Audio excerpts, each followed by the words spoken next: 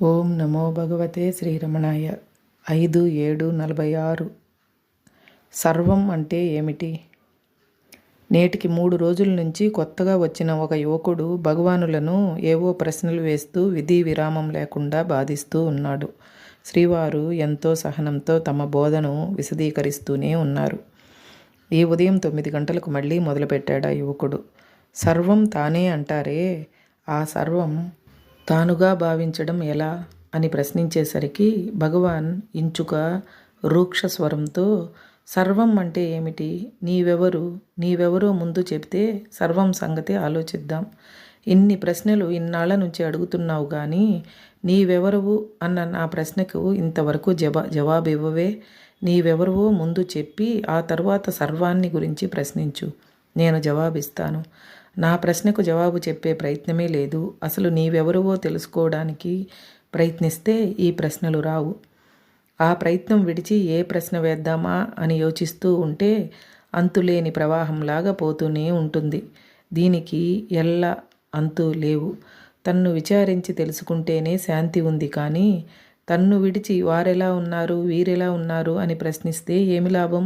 ఇదంతా వృధా ప్రయాస అన్నారు. తన్ను తెలుసుకోవడానికి గురువు సాధన వద్దా అన్నాడు ఆ యువకుడు. నీకు గురువెందుకు, సాధనెందుకు? నీకే అన్నీ తెలుసునంటావే, ఇక గురువెందుకు? చెప్పింది వినవు, గురువేం చేస్తాడు? చెప్పిన తోవన పోతే కదా గురు సహాయం. సాధన అంటావు, దేనికి సాధన? ఏ సాధన? ఎన్ని ప్రశ్నలు? ఏదో ఒక తోవన పోవాలి కానీ ప్రశ్న పరంపరలతో ఉరుకులు పెడితే లాభం ఏముంది? నీవు తింటే కడుపు నిండుతుందా, వేరొకరు తింటే నిండుతుందా? వారెలా, వీరెలా, అదెలా, ఇదెలా అంటూ ప్రశ్నలతో కాలం గడిపితే ప్రయోజనం ఏమిటి? మెదలకుండా తన స్థితిలో తానున్నట్టు ఉంటుందా ఈ ప్రసంగ సుఖం? తన్ను విడిచేది ఏది సుఖం, ఏది సుఖం అంటూ ఆకాశం భూమి అంతా వెదికేది. ఈ అడిగే నేనెవరు అని ముందు ప్రశ్నించుకోవాలి.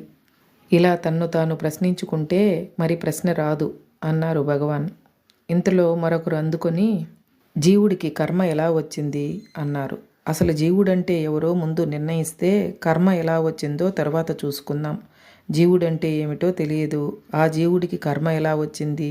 ఆ కర్మ జీవుడికి అంటి ఉందా, దూరంగా ఉందా? ఇవి ఆలోచనలు. ఈ బయటికి విజృంభించే మనసును అంతర్ముఖం చేస్తే ఈ గొడవలన్నీ ఉండవు అన్నారు భగవాన్. హరే రమణ.